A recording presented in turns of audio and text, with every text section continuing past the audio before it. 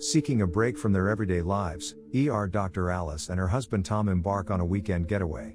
They choose an unconventional destination, an elegant mid-century modern home designed by the iconic architect Frederick Banner. Little do they know their escape will lead them down a path of discovery, danger, and the supernatural. As they investigate the house out of curiosity and admiration, they discover that its intriguing beauty is tinged with the darkness of the past as it housed the ghost of Frederick and his two wives. But this isn't the only mystery about the house. The architect's only son also turns out to be a deranged individual, further increasing the dilemma of the young couple. In 1963, famous architect Frederick Banner sat in his car in a quiet neighborhood, admiring one of the modern houses he designed. Anthony returns home, the same place Frederick is gazing at, from work in a new Thunderbird, which Banner also admires. After letting Banner pester him over how much Anthony's wife Joanne must love the house, Anthony excuses himself as he has a present for her. On getting home, Anthony and Joanne had concerning interactions about Frederick, and he gave her underwear as a gift. As Joanne re-enters the living room adorned in the fancy underwear Anthony had gifted her, she's met with a sinister grin from Banner. Her gaze then falls upon the lifeless figure of Anthony suspended from the rafters. 6 decades later, Dr. Alice Dodgson reaches out to a man named Eldridge to rent the Banner house, a mid-century house, for a few days as she's looking to switch hospitals. Traumatized from working during the COVID-19 pandemic and sexually harassed by her superior, Alice seeks a getaway. However, her partner, Tom Levin, harbors uncertainties about leaving the business he built up in the city to move out to the suburbs. However, Tom is elated by Alice scoring a stay at the Banner house, given his vocation as an architect. Tom has been trying to replicate Banner's mid-century design achievements in a venture he has embarked on for Beverly Gordon. Beverly is a large client he didn't want to disappoint, but he lacks the inspiration to continue the job.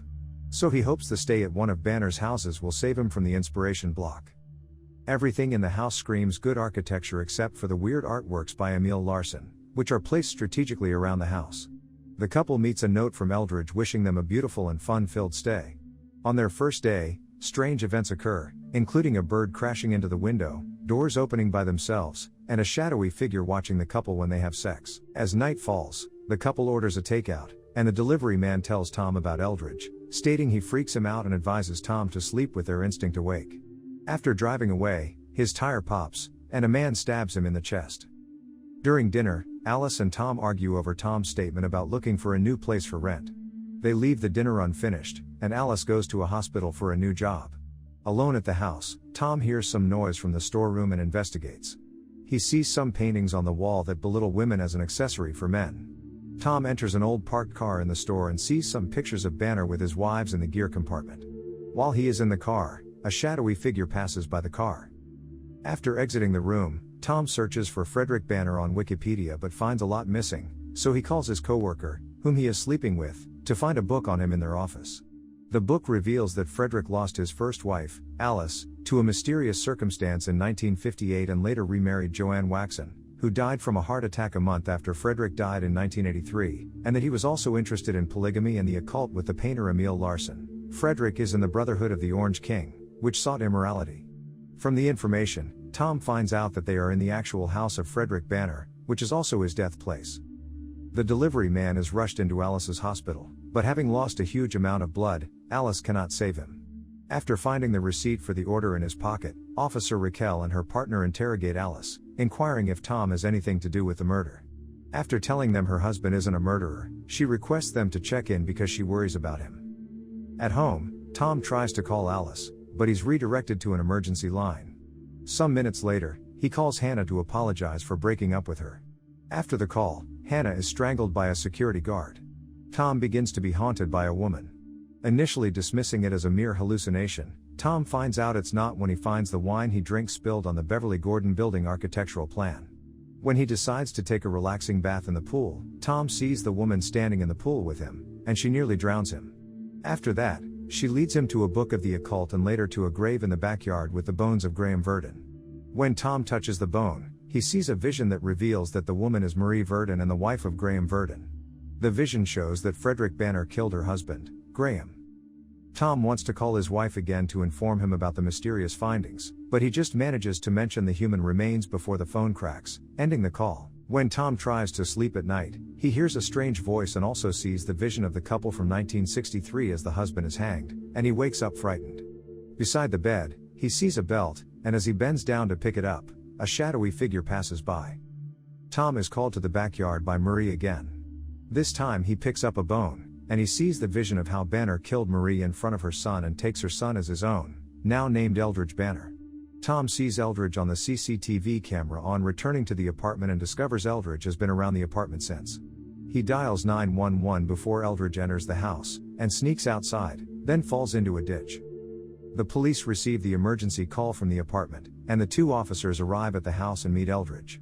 They question him about the whereabouts of Tom Levin, but Eldridge says he doesn't know anyone bearing the name.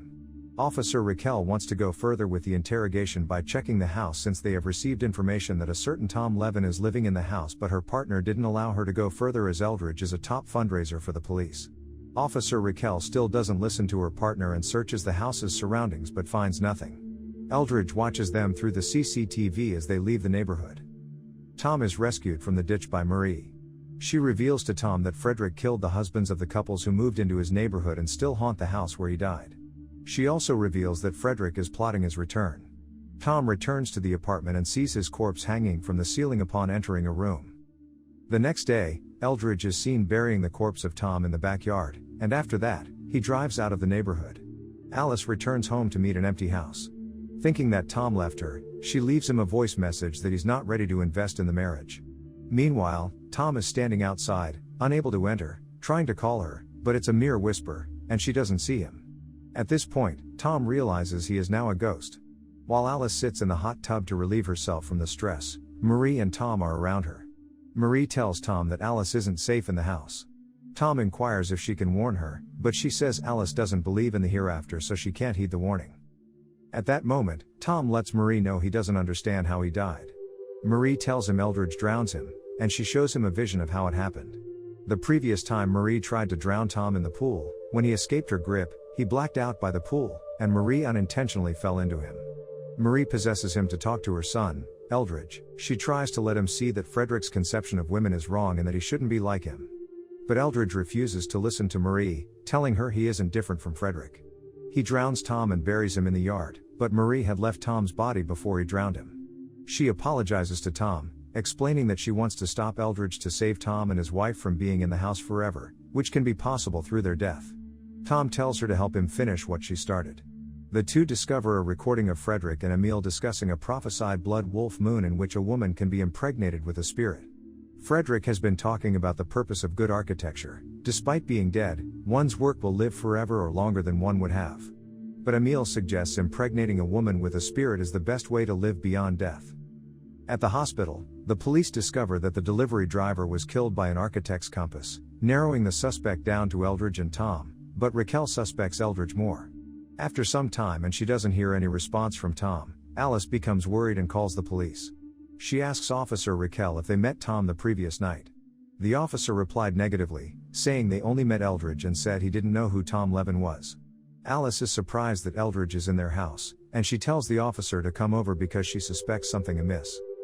While in the kitchen, Eldridge enters on Alice, and she expresses her surprise at his arrival, telling him they have the house booked until the next day. He confronts Alice, and she manages to run out of the house. She calls for help in the silent neighborhood, but none is forthcoming, and Eldridge catches up with her again and sedates her. He lays her on the bed and wants to force himself on her, but Tom, who is watching him, pushes him away with his supernatural force and hits him on the head with a vase, rendering him unconscious. By being unconscious, Tom can possess a living human, and he possesses Eldridge. He goes to his wife to assure her everything is fine and moves to the backyard to dig up his corpse, with Marie watching him. That's when Officer Raquel arrives and arrests him, thinking he is Eldridge. Speaking through Eldridge, Tom admits to everything and asks to be arrested. The chief of police arrives and kills Raquel, revealing he is one of the Eldridge brothers possessed by Frederick. He hits Eldridge with the gun, and the screen turns black. The scene opens again to show Frederick holding Tom by the throat as the latter warns him to leave his wife alone. Frederick coldly declares Alice as his vessel. He conveys that Alice wasn't the type he had instructed Eldridge to help him find, yet fate led him to her, compelling him to use her. His attention then shifts to Marie, his fingers closing around her neck as he accuses her of vigilantly observing his actions and plotting to disrupt his schemes. He vows not to permit her interference and, with a determined resolve, traps Tom and Marie in the underworld. At the apartment, the ritual begins as the lunar eclipse of the blood wolf moon occurs, with the sons of Frederick surrounding Alice while chanting some strange words. Tom and Marie unstrap themselves by holding their hands. They walk out through the pool and watch the brothers circle Alice, waiting for her to become unconscious.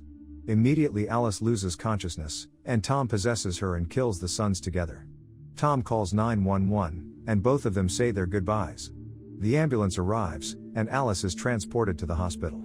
As the ambulance leaves, Tom tries to move forward, but he can't, which shows that he is stuck in the house with Marie as they were killed in the house and can't leave. After the ambulance leaves, Tom sees every house in the neighborhood has ghosts of Frederick's victims inside. If you enjoyed the video, make sure you smash the like button, leave a comment, subscribe, and turn on the notifications to help the channel out. Thank you for watching, and see you in the next video.